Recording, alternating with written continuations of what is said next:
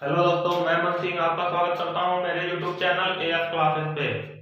तो आज हम लोग पढ़ने वाले हैं वृत्तों से संबंधित क्षेत्रफल। ये क्लास 10th का बहुत इंपॉर्टेंट टॉपिक है। इससे एग्जाम में बहुत सारे क्वेश्चन आते हैं और लॉन्ग में भी क्वेश्चन आते हैं। तो चलिए इसको देखते हैं। इसका हम लोग एकदम इजी तरीके से अध्ययन करेंगे। इसका जो सवाल होते हैं, इसके जो क्वेश्चन होते हैं, उसको हल करने में कुछ लोगों को बहुत सारी दिक्कतें होती है। इसके फिगर देख के कुछ लोग डर जाते हैं, जैसे बहुत बड़े बड़े थोड़ा अलग टाइप के फिगर रहते हैं, तो देख देख के थोड़ा कुछ लोगों को डर लगता है कि अरे कैसे लगा सकते हैं, ये बहुत बड़े क्वेश्चन होंगे। लेकिन वो क्वेश्चन बहुत सिंपल होते हैं। अगर आप इस टॉपिक को अच्छे से समझे रहेंगे, इसका बेसिक आपको पता होगा, तो आप हर क्वेश्चन का सलूशन अपने से कर सकते हैं। तो चलिए आज हम लोग इसको पढ़ते हैं, वृत्तों से संबंधित क्षेत्रफल को। चलिए शुरू करते हैं। वृत्तों से संबंधित क्षेत्रफल को पढ़ने के लिए सबसे पहले आपको वृत्त के बारे में पता होना चाहिए। तो वृत्त किसे कहते हैं, वृत्त होता क्या है, तो चलिए देखते हैं। सबसे पहले मैं वृत्त की ही परिभाषा लिखूंगा। वृत्त किसे कहते हैं, आप सभी लोगों को पता होगा कि वृत्त ऐसा होता है। सब लोग जानते हैं कि वृत्त ऐसा होता है। लेकिन अगर मैं इसकी परिभाषा पूछूं तो 80% बच्चों को नहीं पता होती है। सभी लोग जानते हैं वृत्त होता है, इसमें एक केंद्र होता है जिसे O से दिखाते हैं। लेकिन किसी को ये नहीं पता होगा कि इसे कहते कैसे हैं, इसको परिभाषित कैसे करेंगे। तो देखिए मैं बताता हूँ। वृत्त को परिभाषित करने के लिए हम क्या करेंगे, एक कोई निश्चित पॉइंट लेंगे और इस निश्चित बिंदु से कुछ दूरी पर बहुत ढेर सारे बिंदु लेंगे जो इस बिंदु से समान दूरी पर होंगे। जितनी दूरी इस बिंदु की है उतनी ही दूरी इस बिंदु की भी होगी और उतनी ही दूरी इसकी भी होगी। ऐसे ऐसे ढेर सारे बिंदु लेते जाएं समान दूरियों पे, ऐसे ऐसे लेते जाएंगे तो एक टाइम आएगा कि ये एक पूरा सर्किल बन जाएगा, एक पूरा वृत्त बन जाएगा। अब इसी तरह और सारे बिंदु इसी में बनाते जाए तो क्या होगा, एक टाइम आएगा कि पूरा ऐसा वृत्त बन जाएगा। एक टाइम आएगा जब इसी में बहुत ढेर सारे बिंदु आ जाएंगे, अनंत बिंदु आ जाएंगे, तो हम क्या बोलेंगे, ये एक वृत्त है। तो इसकी परिभाषा बताने के लिए यहीं से हम निकालेंगे। इसको क्या बोलते हैं, इसको निश्चित बिंदु बोल रहे हैं, निश्चित बिंदु। तो हम लोग वृत्त की परिभाषा यहीं से निकालेंगे। हमने क्या किया, ढेर सारे बिंदुओं को ऐसे ऐसे मिलाते गए इस बिंदु से समान दूरी पे ढेर सारे बिंदुओं को मिलाते गए तो एक वृत्त बना। तो इसी को वृत्त कह रहे हैं। तो इसकी परिभाषा हम कैसे बताएंगे, बोलेंगे अनंत बिंदुओं का ऐसा समूह। ये ढेर सारे बिंदु हम गिनती नहीं कितने बिंदु हैं, तो हम यहाँ पर बोलेंगे अनंत बिंदुओं का ऐसा समूह जो किसी निश्चित बिंदु से समान दूरी पर हो। ये हर बिंदु जो इस निश्चित बिंदु से समान दूरी पर है, तो बोलेंगे अनंत बिंदुओं का ऐसा समुच्चय जो किसी निश्चित बिंदु से समान दूरी पर स्थित हो। अनंत बिंदुओं का ऐसा समुच्चय जो किसी निश्चित बिंदु से समान दूरी पर स्थित हो, उसे वृत्त कहते हैं। मैं लिख देता हूं, अनंत बिंदुओं का ऐसा समुच्चय या ऐसा समूह जो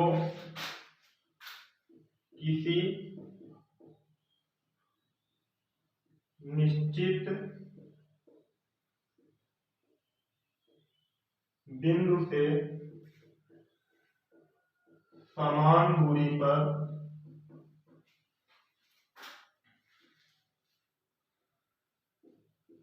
स्थित है। अनंत बिंदुओं का ऐसा समुच्चय जो किसी निश्चित बिंदु से समान दूरी पर स्थित हो, उसे वृत्त कहते हैं।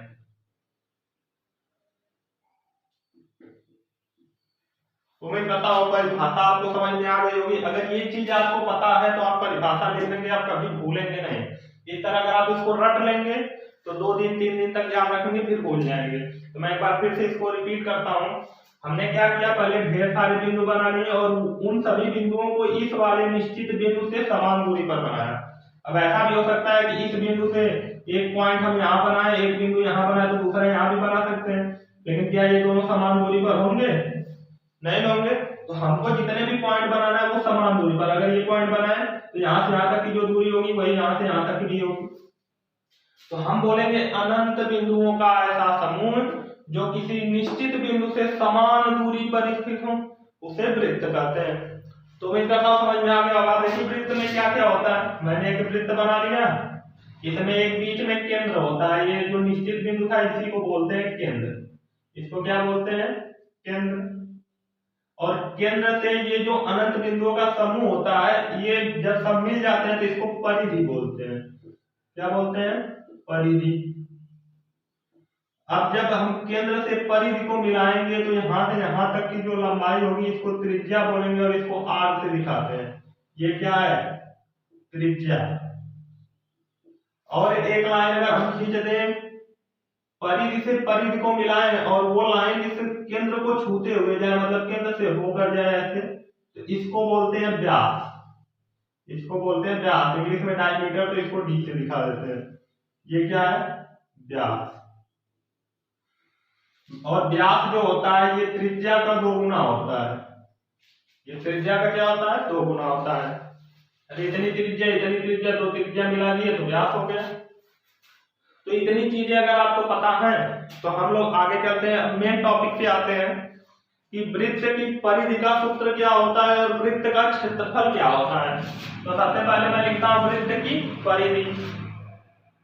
वृत्त की परिधि, वृत्त की परिधि होती है 2 पाई r और वृत्त का क्षेत्रफल, वृत्त का क्षेत्रफल होता है पाई r स्क्वायर। अब बहुत से बच्चों के मन में होता है कि सर इसको तो याद कर लेंगे, लेकिन कभी भूल गए तो निकालेंगे कैसे। याद करना बहुत सिंपल है, 2 पाई r और पाई r स्क्वायर, एक परिधि हो गया, एक क्षेत्रफल हो गया। लेकिन कभी भूल गए तब क्या होगा, तो ये मैं इसको प्रूफ करके दिखाऊंगा। आप इसको कैसे सिद्ध कर सकते हैं, ये फार्मूला निकल के कहां से आया।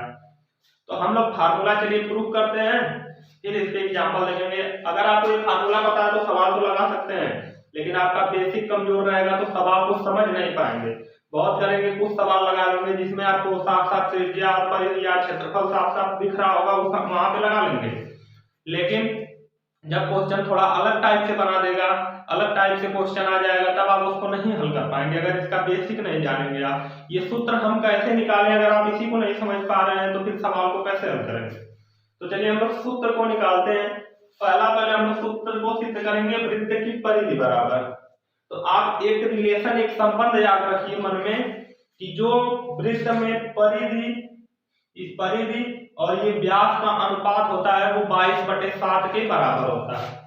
जो परिधि और व्यास का अनुपात होता है,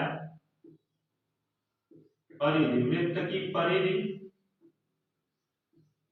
और व्यास का जो अनुपात होता है वो 22/7 होता है। आप कोई भी वृत्त ले लीजिए, उसकी परिधि की लंबाई नाप लीजिए और व्यास की लंबाई नाप के आपस में भाग करेंगे तो हमेशा यही आएगा 22/7 या 3.14। तो बस इसको वृत्त की परिधि हमको निकालना है, इसको इसी तरह उतार लेंगे। वृत्त की परिधि, इसको उतार लिया। व्यास को क्या बोलते हैं, व्यास को बोलते हैं 2 गुणे त्रिज्या। त्रिज्या का 2 गुना व्यास होता है, तो मैं व्यास को लिख देता हूं 2 गुणे त्रिज्या बराबर 22/7 को क्या बोलते हैं, पाई। पाई का ही तो मान होता है 22/7, यहाँ कोष्टक में लिख देता हूं पाई बराबर 22/7। अब देखिए वृत्त की परिधि को यहीं पर रोकते हैं।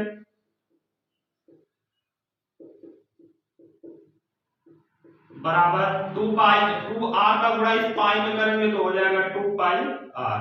और यही फार्मूला होता है वृत्त की परिधि का। यहाँ से देख सकते हैं वृत्त की परिधि बराबर होता है 2 पाई r और ये यहीं से निकल के आया है। अब ये याद रखिएगा कि वृत्त की परिधि और व्यास का अनुपात होता है 22/7। जब इसको हल करेंगे, थोड़ा आगे पीछे करेंगे, इधर उधर करेंगे तो परिधि निकल के आएगी 2 पाई r। तो चलिए अब वृत्त का क्षेत्रफल निकालते हैं। वृत्त का क्षेत्रफल निकालना थोड़ा सा कठिन होगा, बहुत ज्यादा नहीं, बस आपके सोचने के ऊपर है कि आप कितना सोच सकते हैं। तो चलिए चलते हैं। आप जानते हैं वृत्त का क्षेत्रफल होता है पाई r स्क्वायर, लेकिन ये कैसे आया ये आपको नहीं पता, तो ये हम लोग सिद्ध करके निकालेंगे। तो देखते हैं कैसे निकालते हैं। तो उसके पहले आप लोग बताइए कि किसी भी चीज का क्षेत्रफल निकालना हो, किसी भी जगह का एरिया निकालना हो, तो हम क्या करते हैं, हम उसकी लंबाई नापते हैं, चौड़ाई नापते हैं, आपस में गुणा कर देते हैं, क्षेत्रफल निकल जाता है। जैसे आप ये बताओ, एक आयताकार मैदान है, इसकी लंबाई 10 मीटर है और चौड़ाई 5 मीटर है।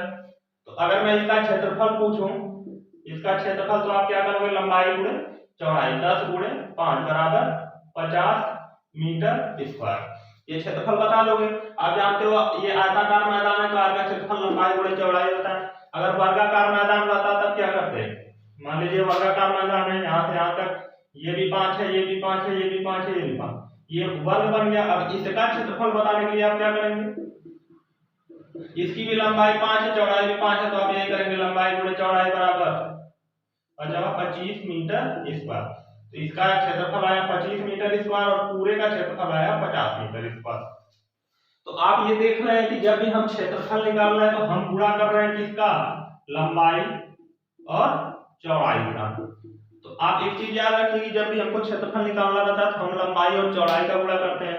अब मैं आपसे पूछूं कि इस वृत्त में बताओ लंबाई क्या है, चौड़ाई क्या है, तो आप कैसे बता पाओगे, इसमें लंबाई चौड़ाई दिख रही है, नहीं दिख रही है, तो उसको हम लोग निकालेंगे, हम इस वृत्त को कन्वर्ट करेंगे लंबाई और चौड़ाई निकालने के लिए, इसमें आयत में हम इस वृत्त को कन्वर्ट करेंगे, बदलेंगे, इस वृत्त को तोड़ तोड़ के बदलेंगे और बना देंगे इसको आयत। तो देखिए हम इसको कैसे तोड़ते हैं, तो हम लोग वृत्त का क्षेत्रफल निकालेंगे और उसको निकालने के लिए हम लोग एक वृत्त बनाएंगे और उसको तोड़ेंगे, उसको क्या करेंगे, तोड़ेंगे। तो मैंने एक वृत्त बना लिया, ये एक वृत्त हो गया। अब इसी का क्षेत्रफल बताना है, तो मैं एक चीज पूछता हूं, इसको बोलते हैं परिधि, और इसकी लंबाई कितनी होती है, इसकी लंबाई कितनी होती है, 2 पाई आर। अभी हम लोग निकाले हैं वृत्त की परिधि बराबर 2 पाई आर, तो इस परिधि की लंबाई होगी 2 पाई आर। अब देखिए इसके बीच में केंद्र होगा, इसको O से दिखा देते हैं, यहां से यहां तक क्या होगी, त्रिज्या, यहां से यहां तक क्या होगी, त्रिज्या, और इसको यहां से मैं सीधे बढ़ा दूंगा, तो ये क्या होगा, व्यास। अब एक चीज बताइए, अभी इसमें लंबाई चौड़ाई आपको दिखी, नहीं दिखी होगी, हम लोग इसको अभी तोड़ेंगे, इसको क्या करेंगे, तोड़ेंगे। तो एक चीज देख रहे हैं आप, ये 2 भागों में बट चुका है, तो 2 भाग से कोई फर्क नहीं पड़ने वाला, हम इसको छोटे छोटे टुकड़ों में तोड़ेंगे। तो मैं 2 भाग और इसका करता हूं, अब ये कितने हो गए, 4 भाग। अभी नहीं अच्छा लग रहा है, अभी नहीं लग रहा है कि इसका लंबाई चौड़ाई हमको पता चल पाया, हम लोग और तोड़ेंगे इसको, ये तोड़ दिया, ये भी तोड़ दिया, अभी और तोड़ते हैं, ये भी तोड़ा, यहां से भी तोड़ दिए, यहां से भी तोड़ दिए, और यहां से, इतने भाग बहुत हो गए, इसको तोड़ते जाएंगे, ये सब और छोटे होते जाएंगे। तो मैं इतने पे ही समझा दे रहा हूँ, आप सोच लीजिए ये बहुत छोटे छोटे टुकड़ों में टूटा है। मैं लिख देता हूँ कितने टुकड़ों में टूटा है, 1 2 3 4 5 6 7 8 9 10 11 12 13 14 15 16। ये वृत्त को हमने 16 भागों में तोड़ा है, तो इस 16 भाग को निकाल निकाल के हम अलग तरीके से रखेंगे, ऐसे तो लंबाई चौड़ाई पता नहीं चलने वाली है। तो हम क्या करेंगे, इसको यहाँ से सभी भाग को निकालेंगे और अलग तरह से व्यवस्थित करेंगे। तो उसको कैसे व्यवस्थित करेंगे, देखिए एक चीज आप लोग जानते हैं कि पूरी लंबाई होती है 2 पाई आर। तो मैं पूछूं, अच्छा यहाँ से यहाँ तक का देखिए, 1 से 8 तक का भाग आधा वृत्त है और 9 से 16 तक का भाग आधा वृत्त है। तो पूरे वृत्त की परिधि की लंबाई होती है पाई आर, 2 पाई आर, और 2 पाई आर को अगर आप 2 भागों में बांटे तो क्या लिख सकते हैं, पाई आर प्लस पाई आर, मतलब जो आधे वृत्त की परिधि होगी उसको पाई आर बोलेंगे और आधे वृत्त की परिधि को भी पाई आर। तो मैं 1 से 16 तक की परिधि की लंबाई अगर लिखूं यहाँ से यहाँ तक, तो क्या होगी, पाई आर 8 तक की, और उसी तरह ऊपर की भी लंबाई क्या होगी, पाई आर ही होगी। मैंने वृत्त को कई भागों में बांटा, लेकिन आधे आधे वृत्त की परिधि की लंबाई लिख रहा हूं। अब हम लोग क्या करेंगे, पहले भाग को उखाड़ते हैं यहाँ से और यहाँ रखते हैं। तो पहला भाग कुछ इस टाइप का है,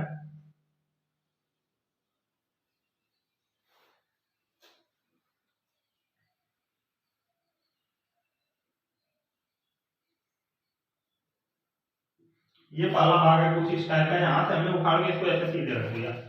इसी तरह बगल में दूसरा भाग भी है, तो दूसरे भाग को भी रखते हैं, ये आ गया दूसरा भाग। इसी तरह तीसरे भाग को भी रखेंगे, ये आ गया तीसरा भाग। इसी तरह चौथे भाग को भी रखेंगे, ये आ गया चौथा भाग। इसी तरह करते करते हम आठों को रखेंगे। मैं जल्दी जल्दी रख देता हूं।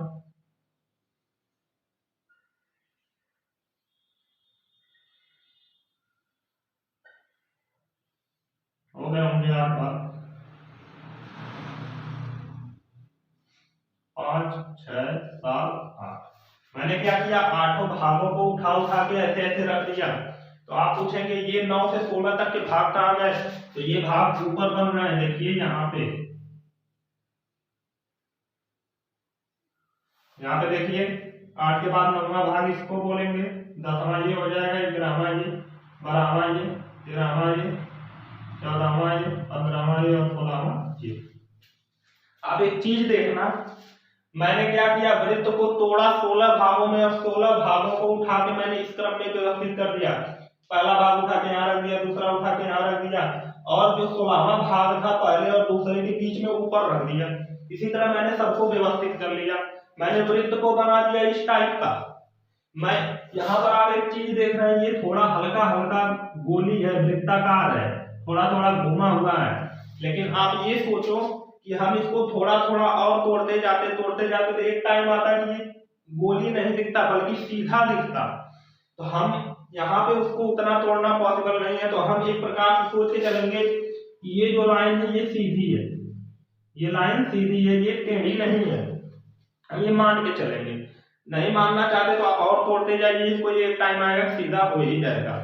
तो अब एक चीज देखना, 1 से 8 तक के भाग की लंबाई कितनी है, पाई आर। तो 1 से 8 तक के भाग यहाँ नीचे रखे हैं, इसको क्या बोल देंगे, पाई आर। यहाँ से यहाँ तक क्या हो गया, पाई आर। अब एक चीज देखना, 9 से 16 तक के भाग की भी लंबाई कितनी है, पाई आर। इसको भी क्या बोल देंगे, पाई आर, यहाँ से यहाँ तक। और एक चीज देखो, इसको क्या बोलेंगे, केंद्र से परिधि तक की दूरी को त्रिज्या आर। तो यहाँ से यहाँ तक को क्या बोलेंगे, आर। ये यहाँ से यहाँ तक त्रिज्या ही तो है, तो ये त्रिज्या है, तो ये तो व्यास थोड़ी हो जाएगा, ये भी त्रिज्या ही होगी, इसको भी आर बोल सकते हैं। अब आप लोग जानते हैं कि आयत किसे कहते हैं, आयत की क्वालिटी क्या होती है, आयत के आमने सामने की भुजाएं आपस में बराबर होती हैं। तो यहाँ भी देखिए आमने सामने की भुजाएं आपस में क्या बराबर है, पाई आर बराबर है, आर बराबर है। इसका तो क्षेत्रफल डायरेक्ट नहीं निकाल सकते थे, लेकिन इसका निकाल सकते हैं। कैसे, क्योंकि इसकी लंबाई और चौड़ाई हमको पता चल गई। तो हम निकालेंगे अगर इसका क्षेत्रफल, तो क्या आ जाएगा, लंबाई गुणे चौड़ाई करेंगे तो क्षेत्रफल बराबर, लंबाई क्या है, लंबाई है पाई आर, लिख देंगे पाई आर, गुणे चौड़ाई क्या है, चौड़ाई ये हो गई आर, तो लिख देंगे आई आर। तो क्षेत्रफल बराबर क्या आ जाएगा, पाई और आर का गुणा आर में होगा तो आर स्क्वायर। ये आ गया वृत्त का क्षेत्रफल। उम्मीद करता हूं ये पूरा आपको समझ में आया होगा। अगर नहीं समझ में आता है तो वीडियो को बैक करिए और फिर से देखिए, क्योंकि ये थोड़ा सा अलग था, हमको वृत्त को तोड़ना पड़ा। परिधि में तो हमको रिलेशन पता था, हमने डायरेक्ट यहाँ से निकाल लिया, लेकिन इसमें हमको वृत्त को तोड़ना पड़ा। इतने भागों में, 16 भागों में। आप और तोड़ सकते हैं अगर आपका मन कर रहा है तो, लेकिन मैं इतना ही तोड़ा हूँ, इसी से हम लोग निकाल लिए। वृत्त का क्षेत्रफल होता है पाई आर स्क्वायर। तो उम्मीद करता हूँ ये पूरा समझ में आ चुका होगा आपको। अगर नहीं समझ में आया तो आप कमेंट बॉक्स में बताइए, मैं इसी तरीके से इसको समझाने का प्रयास करूंगा। आज के लिए बस इतना ही, मिलते हैं अगली वीडियो में। अगर वीडियो पसंद आता है तो लाइक शेयर सब्सक्राइब जरूर करें। धन्यवाद।